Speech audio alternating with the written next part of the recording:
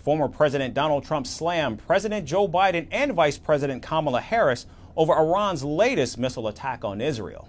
The Republican presidential nominee said the Biden administration is grossly incompetent and is leading mankind to the brink of World War III. During a rally in Wisconsin, the former president referred to Iran and Israel as two children fighting in a schoolyard. This has really been bad, but they have to finish that process. However it turns out, they have to finish the process. This is a little bit like two kids fighting in a schoolyard. Sometimes you have to just sort of let it go a little bit, and we'll see what happens. Meanwhile, Kamala Harris issued her own statement saying Iran needs to be held accountable for the latest airstrike. The vice president said, quote, "Iran is the destabilizing, dangerous force in the Middle East, and today's attack on Israel only further demonstrates that fact. As I have said, I will always ensure that Israel has the ability to defend itself against Iran and Iran-backed terrorist militias," end quote.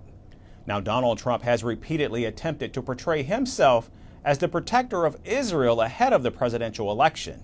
The ex-president has also accused Kamala Harris of flooding Iran with U.S. dollars that led to the heightened tensions in the region. In fact, last month, Trump said Israel would be wiped off the map if Kamala Harris becomes the next president. If Kamala Harris wins, terrorist armies will wage an unceasing war to drive Jews out of the Holy Land, and you know it.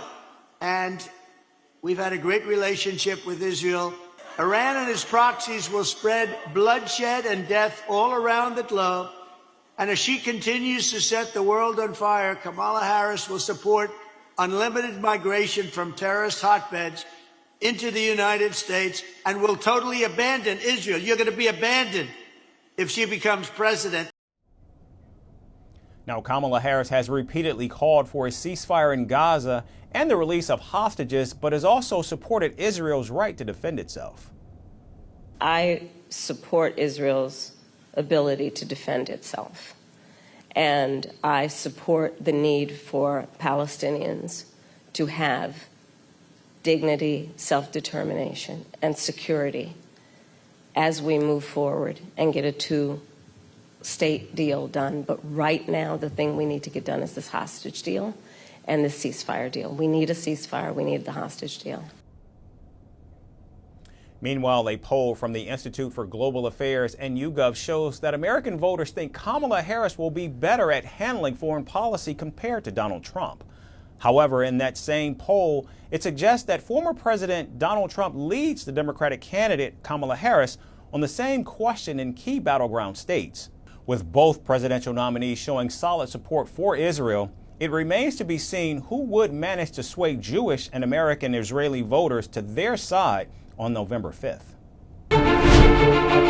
Firstpost decodes the U.S. election, explains how America chooses its president, your primer on the race to the White House, everything you need to know about how America votes and its global implications. U.S. Election Explained, every Monday and Thursday only on Firstpost.